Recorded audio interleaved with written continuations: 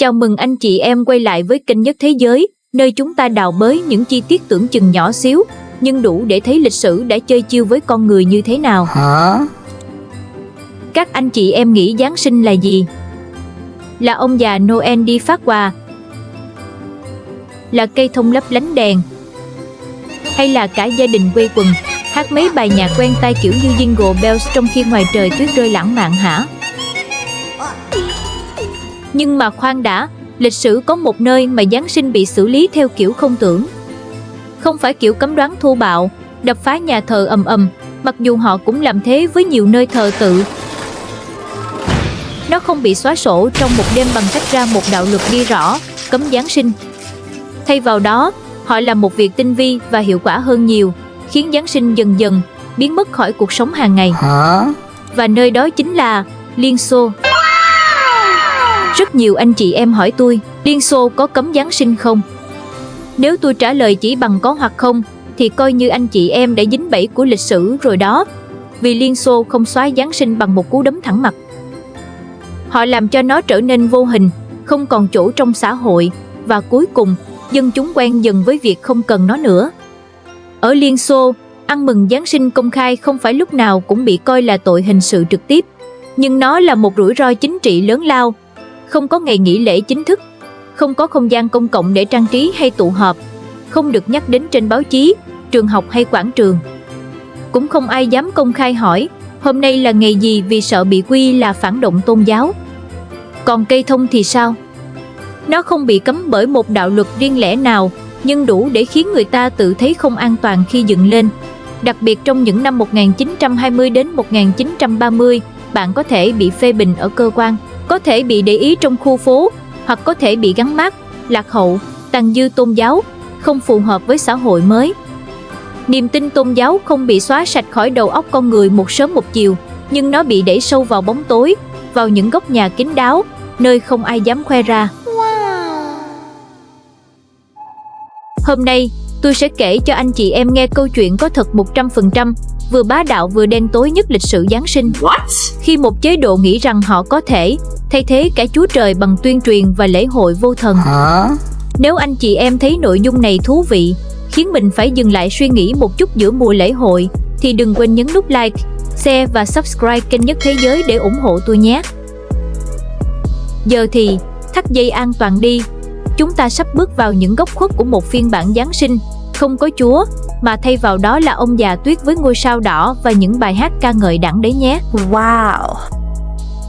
Sẵn sàng chưa? Bắt đầu thôi nào! Let's go! Bối cảnh cấm và hình phạt khi Giáng sinh trở thành rủi ro chính trị.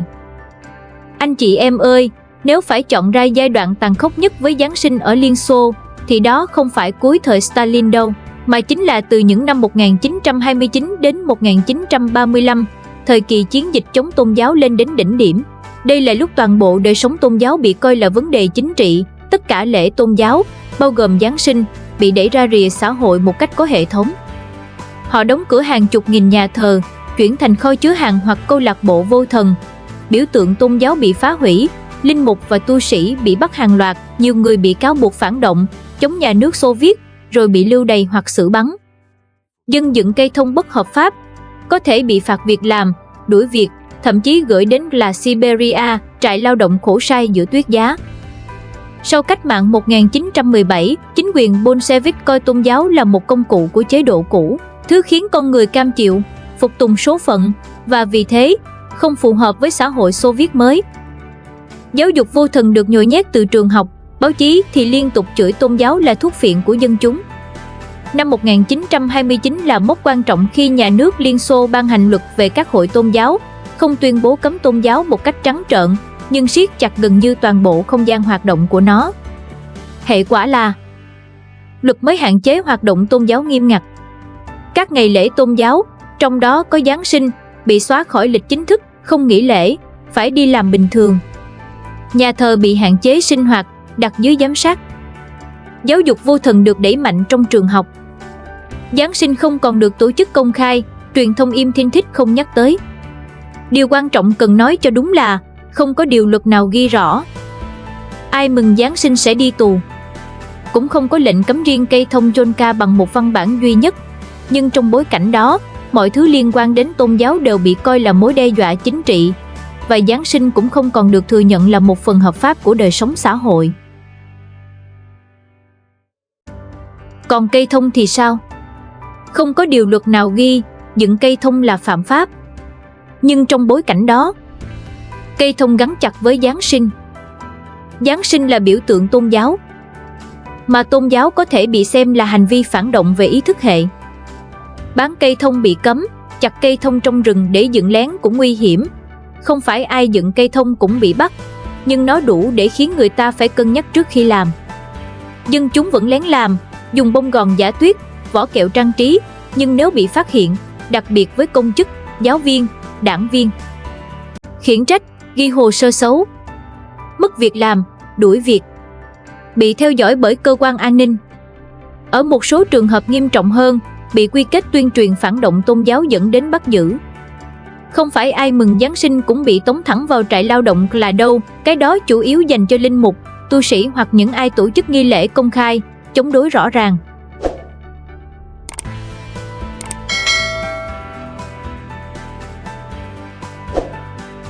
Nhưng là mối đe dọa thực sự trong các vụ án liên quan đến phản động tôn giáo. Có những người bị bắt vì hát thánh ca lén, giữ biểu tượng Chúa Giêsu hoặc tổ chức nhóm cầu nguyện nhỏ, không phải vì một câu Merry Christmas đơn thuần, mà vì những hành vi đó bị xem là chống lại ý thức hệ nhà nước. Và chính cái sự mơ hồ này mới là thứ đáng sợ nhất. Không biết ranh giới ở đâu, nên ai cũng tự kiểm duyệt chính mình, kiểm tra nhà cửa, tố cáo từ hàng xóm, chỉ cần một lời đồn là đủ rắc rối. Khi một lễ hội bị đẩy hoàn toàn ra khỏi đời sống công cộng, không nghỉ lễ, không treo đèn, không cây thông công khai, nó không chết ngay lập tức. Nhưng dần dần, nó mất đi thế hệ kế tiếp.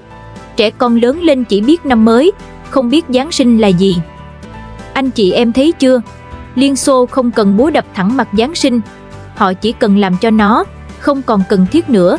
Bá đạo ở chỗ tinh vi VL. Wow!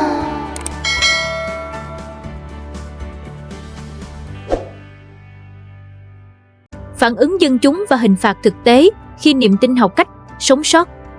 Anh chị em ơi, nghe đến đây chắc nhiều người nghĩ: ủa vậy dân Nga nổi loạn không? Biểu tình, đối đầu, đập phá gì đó chứ? Không đâu, không có chuyện đó. Dân Nga thời đó không kháng cự công khai, không biểu tình lớn, nhưng cũng không phải ai cũng đều ngoan ngoãn làm theo. Họ chọn cách sống sót trong im lặng. Nhưng im lặng không có nghĩa là đầu hàng hoàn toàn. Không đâu, dân Nga cứng đầu lắm. Ở nhiều gia đình, đặc biệt là ở vùng nông thôn hay những nơi tôn giáo còn mạnh, họ vẫn lén ăn mừng Giáng sinh chính thống vào ngày 7 tháng 1. Không quảng bá, không treo đèn, không mời hàng xóm. Chỉ là những nghi thức rất nhỏ, họ kéo rèm kín mít, cầu nguyện thầm trong nhà, lén làm món cutia truyền thống, cái món cháo lúa mì ngọt với mật ong, hạt poppy, trái cây khô ấy. Rồi giấu biểu tượng Chúa Giêsu nhỏ xíu ở góc nhà. Trẻ con thì chơi với bông gòn giả tuyết, trang trí lặng lẽ bằng vỏ kẹo hay bất cứ thứ gì có sẵn. Giáng sinh không biến mất hẳn, nó chỉ thu nhỏ lại, rút sâu vào không gian riêng tư, nơi không ai dám khoe ra đường. Còn nếu bị bắt quả tang thì sao? Phần lớn các trường hợp không lập tức dẫn đến nhà tù. Hình phạt thường bắt đầu rất đời thường: khiển trách, ghi hồ sơ xấu, bị theo dõi, mất việc, bỏ tù. Thậm chí đưa vào trại là vì đầu độc tư tưởng thanh niên xã hội chủ nghĩa, đặc biệt với giáo viên, công chức, đảng viên. Trong một xã hội nơi hồ sơ chính trị quyết định toàn bộ tương lai, thì những hình phạt như thế này cũng đã đủ nặng rồi. Anh chị em thấy chưa? Kiểm soát hiệu quả nhất không phải bằng bạo lực thô bạo mọi lúc, mà bằng áp lực xã hội và nghề nghiệp. Khi một lễ hội khiến người ta phải sợ hãi chỉ vì nghĩ đến nó, bản thân phải tự hỏi: làm vậy có an toàn không? Thì chính nỗi sợ đó đã trở thành công cụ cai trị mạnh mẽ nhất. Dân chúng không nổi loạn, nhưng họ vẫn giữ lửa, lén lút, kiên trì. Và cuối cùng, lửa đó vẫn cháy qua 70 năm. Tiếp theo, chúng ta sẽ thấy cách họ cướp luôn cây thông và ông già Noel để biến thành năm mới vô thần nhé. Cái này mới bá đạo thật sự. Đừng bỏ lỡ nha anh chị em.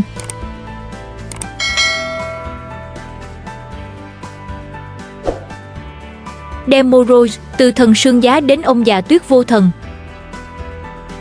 Anh chị em ơi, giờ chúng ta nói về nhân vật chính của mùa đông Nga, Demorozh, ông già tuyết. Trước khi bị Liên Xô cải tạo thành công cụ tuyên truyền, ông này đã tồn tại hàng trăm năm trong văn hóa dân gian Nga rồi, và ban đầu, ông ấy không hiền lành dễ thương gì đâu. Hàng thế kỷ trước cách mạng tháng 10, trong folklore Slavic cổ, Demorozh bắt nguồn từ Morozko, thần sương giá. Ông là thần thiên nhiên, lạnh lùng, khắc nghiệt. Không phải kiểu ông già cười hoe hoe phát quà. Ông trừng phạt người lười biếng, làm người ta lạc đường giữa bão tuyết, thậm chí trong một số dị bản còn bắt cóc trẻ con nếu không cúng lễ đúng cách. Đây là vị thần mùa đông Nga thực sự, mạnh mẽ, đáng sợ, khó đoán, không thương xót và không liên quan gì đến Chúa hay Kitô giáo. Thế kỷ 19, Demorozh được thuần hóa. Sang thế kỷ 19, nhờ văn học và sự lan tỏa của Giáng sinh, hình tượng Demorozh mới được làm đẹp dần. Ông trở nên hiền hơn, bớt trừng phạt, bắt đầu mang quà cho trẻ em.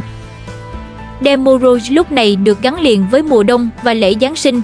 Ông không phải bản sao của Santa Claus phương Tây hay sản phẩm nhập khẩu từ Kitô giáo La Mã đâu. Ông là phiên bản Nga hóa của lễ hội mùa đông, đi cùng la cháu gái Snegurochka từ truyện cổ tích. Sau cách mạng, ông già tuyết thành kẻ thù giai cấp. Nhưng rồi cách mạng tháng 10 đến, và mọi thứ thay đổi. Khi Liên Xô đẩy mạnh vô thần hóa, Demorozh bị cấm tiệc luôn.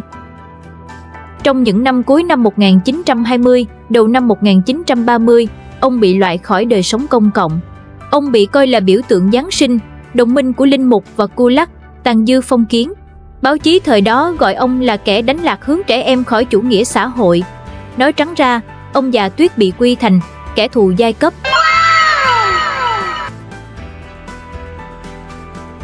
Năm 1935 đến 1937, không xóa được thì viết lại. Thế mà chỉ vài năm sau, khoảng 1935 đến 1937, chế độ nhận ra một điều, dân chúng vẫn cần lễ hội mùa đông để vui vẻ, để trẻ con có cái mà mong chờ. Xóa sạch thì dân buồn, mà buồn thì dễ bất mãn. Thế là họ mang Demorozh trở lại, nhưng không phải ông già cũ nữa. Ông được tái định nghĩa hoàn toàn. Ông già tuyết của năm mới, 100% vô thần. Không Giáng sinh, không còn Chúa hài đồng, không còn thiên thần. Demorozh giờ mang quà vào đêm ngày 31 tháng 12, thay vì đêm Giáng sinh. Họ tước bỏ hết yếu tố siêu nhiên tôn giáo, rồi gắn vào đó quyền lực nhà nước. Cùng lúc đó, Liên Xô đưa vào một nhân vật khác, Snegurochka, công chúa tuyết từ truyện dân gian, nhưng trong phiên bản Xô Viết cô được đẩy lên làm trợ thủ chính thức của Demorozh, tạo hình ảnh dễ thương, gia đình, thay thế hoàn toàn Chúa Giêsu và thiên thần. Về mặt biểu tượng, điều này rất rõ ràng. Không cần Chúa hài đồng, không cần thiên thần.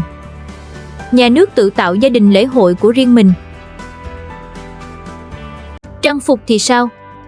Áo choàng dài đỏ hoặc xanh, mũ trụ, không thập giá, không biểu tượng Kitô giáo nào. Trên cây năm mới thì ngôi sao đỏ thay ngôi sao Bethlehem. Thông điệp cũng thay đổi luôn, quà không dành cho trẻ em ngoan theo nghĩa đạo đức cũ, mà dành cho trẻ ngoan, học giỏi, yêu lao động, trung thành với tập thể và đảng. Lễ hội không còn là nghi thức tôn giáo, nó trở thành bài học chính trị mềm. Bá đạo hơn nữa, từ cuối thập niên 1930, Demorozh xuất hiện khắp nơi, trường học, nhà máy, cung văn hóa. Trẻ em xếp hàng đọc thơ, hát bài ca ngợi Lenin, Stalin, thay vì nghe chuyện Chúa Giáng sinh. Không còn thiên đường, địa ngục, không phép màu tôn giáo, chỉ còn lễ hội, trẻ em và nhà nước đứng sau lưng. Liên Xô không phát minh ra Demorozh, họ chỉ tước đi linh hồn cũ của ông, rồi nhồi vào đó một ý nghĩa mới, không Chúa, không phép màu tôn giáo, chỉ còn niềm vui do nhà nước ban phát. Anh chị em thấy chưa? Đây mới là chiêu trò tinh vi nhất, không giết chết lễ hội, mà chiếm lấy nó, biến nó thành công cụ của mình. Từ một vị thần sương giá đáng sợ, Demorozh trở thành ông già tuyên truyền vui vẻ. Đỉnh cao của cướp có tổ chức.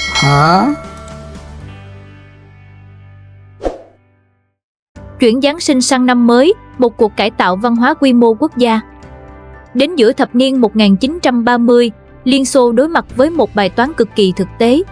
Mùa đông dài thấu xương, xã hội căng thẳng vì công nghiệp hóa và tập thể hóa, dân chúng mệt mỏi, mà không có lấy một lễ hội lớn nào để thở.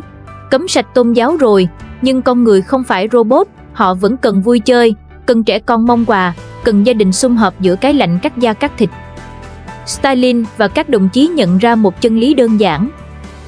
Không thể cấm hoàn toàn lễ hội, dân buồn quá thì dễ bất mãn, mà bất mãn thì nguy hiểm. Thế là cuối năm 1935, một quyết định lịch sử được đưa ra, cho phép cây Zonka, cây thông, quay trở lại. Nhưng với điều kiện nghiêm ngặt, không được gọi là cây Giáng sinh nữa, giờ nó là cây năm mới. Ngôi sao đỏ chói lọi thay cho ngôi sao Bethlehem ở đỉnh cây. Đồ trang trí thì sao? Không thiên thần, không chúa hài đồng, thay vào đó là công nhân, phi công, tàu hỏa, nhà máy, sau này thêm cả phi hành gia và vệ tinh khi Liên Xô lên vũ trụ. Wow! Cây thông không còn là biểu tượng mùa đông Kitô giáo nữa. Nó trở thành sân khấu thu nhỏ của lý tưởng Xô Viết, kiểu nhìn đi, tương lai cộng sản sáng ngời đây này. Stalin không tạo thêm lễ mới. Ông chuyển toàn bộ trọng tâm sang năm mới, biến ngày năm mới thành lễ hội lớn nhất trong năm.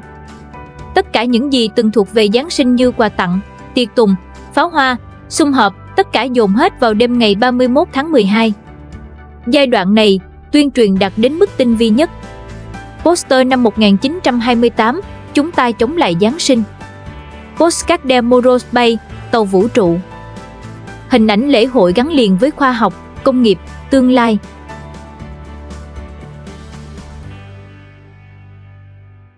Nhạc lễ cũng được thay thế. Không còn Oh Holy Night, thay bằng các bài ca ngợi lao động, tập thể, lãnh tụ.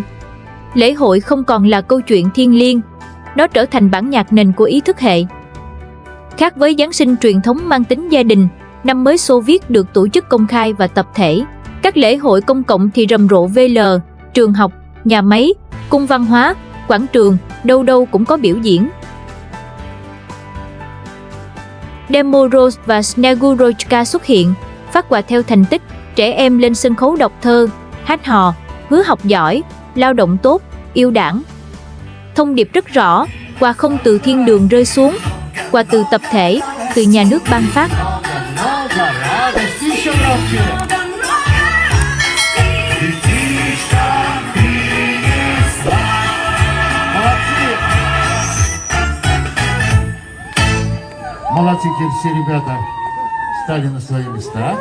Kết quả, trong suốt 70 năm từ năm 1929 đến 1991, Giáng sinh chính thức không tồn tại trên lịch Liên Xô. Nó bị xóa sổ khỏi đời sống công cộng, nhưng dân Nga vẫn vui dưới vỏ bọc năm mới. Truyền thông gọi năm mới là lễ của tương lai, của tuổi trẻ, của xã hội mới.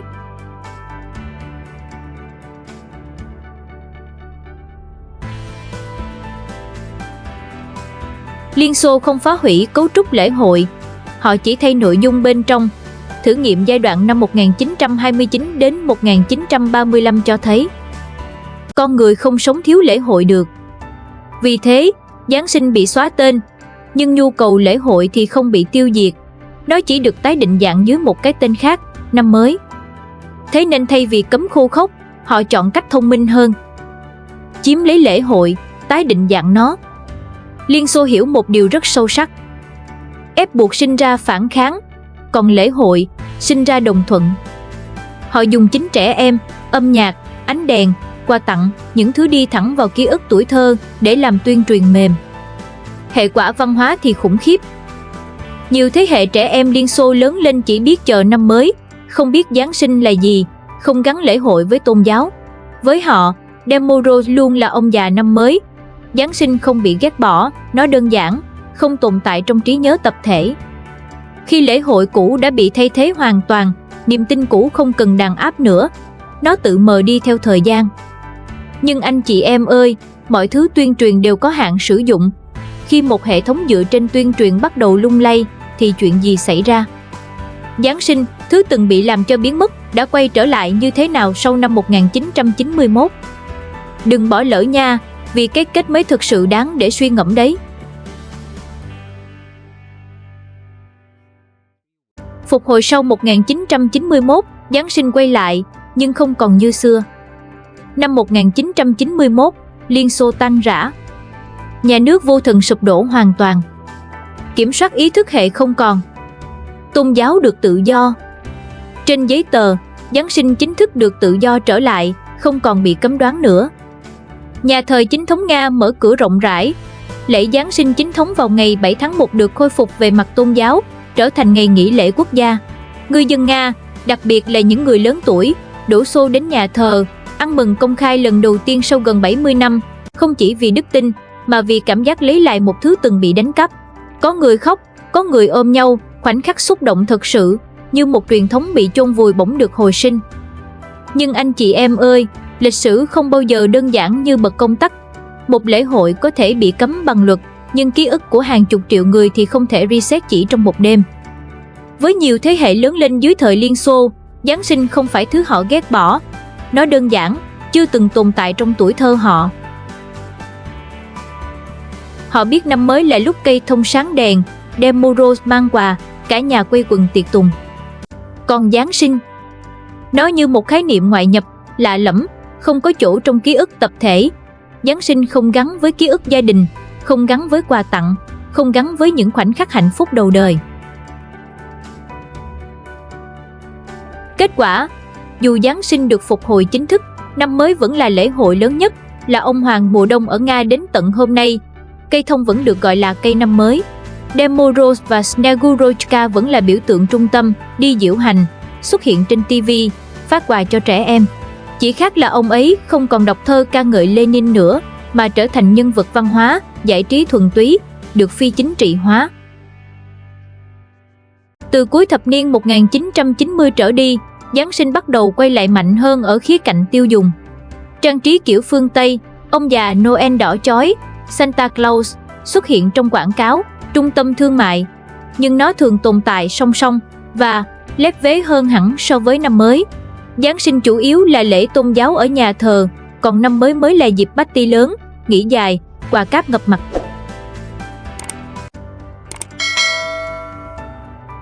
Đây chính là nghịch lý bá đạo nhất, Giáng sinh trở lại, nhưng không còn ở vị trí cũ. Nó không còn là trung tâm văn hóa mùa đông nữa. Liên Xô không giết chết Giáng sinh, họ chỉ làm đứt gãy truyền thống, cắt nó khỏi ký ức của nhiều thế hệ. Khi một lễ hội bị xóa khỏi tuổi thơ của cả một dân tộc, thì ngay cả khi nó quay lại, nó cũng không còn nguyên vẹn. Câu chuyện này không chỉ là chuyện của Liên Xô, nó là một bài học rất lạnh. Muốn thay đổi con người lâu dài, đừng tấn công niềm tin của họ. Hãy thay đổi lễ hội của con cái họ. Lịch sử cho thấy, bạn có thể đàn áp một tôn giáo, nhưng nếu bạn kiểm soát được ký ức tuổi thơ, bạn sẽ định hình được cả một thế hệ. Anh chị em thấy chưa? Đó là sức mạnh và cũng là giới hạn của quyền lực chính trị. Tuyên truyền có thể chiếm dụng biểu tượng, có thể thay đổi ký ức tập thể trong vài thế hệ, nhưng không thể sở hữu vĩnh viễn. Dấu vết của thời Xô Viết vẫn còn đó, trong cây thông ngôi sao đỏ, trong Ded Moroz, trong thói quen ăn mừng năm mới tưng bừng hơn Giáng sinh. Và hôm nay, ở Nga hiện đại, hai lễ hội sống song song, một bên là Giáng sinh tôn giáo yên bình vào ngày 7 tháng 1, bên kia là năm mới, phiên bản Giáng sinh vô thần từng được chế độ cũ tạo ra, vẫn là dịp vui lớn nhất năm. Anh chị em ơi, vậy nên khi các ông bà ngồi dưới cây thông năm nay, mở quà, hát Jingle Bells, hãy nhớ rằng ở đâu đó trên thế giới này, từng có một chế độ nghĩ rằng họ có thể thay thế cả Chúa Trời. Họ không thành công hoàn toàn, nhưng cũng không thất bại hoàn toàn. Đó là Giáng sinh đen tối nhất, tinh vi nhất và cũng sâu sắc nhất mà lịch sử từng ghi lại. Liên Xô không giết Giáng sinh, họ làm một việc nguy hiểm hơn. Họ chứng minh rằng một nhà nước đủ mạnh có thể thay thế cả lễ hội mà không cần cấm đoán tuyệt đối. Và khi đó, câu hỏi không còn là Chúa hay không Chúa nữa, mà là ai được quyền quyết định ý nghĩa của niềm vui con người. Cảm ơn anh chị em đã đồng hành cùng series Giáng sinh của Nhất Thế Giới đến tận phút cuối. Nếu thấy video này đáng để suy ngẫm giữa mùa lễ hội, đừng quên like, share và subscribe kênh để mình tiếp tục đào sâu những góc khuất lịch sử ít ai kể nhé. Chúc anh chị em một mùa Giáng sinh thật ấm áp và xin nhớ một điều, đừng bao giờ để ai cướp mất lễ hội của mình. Merry Christmas hay là Happy New Year đây nhỉ? Tùy các anh chị em chọn nhé.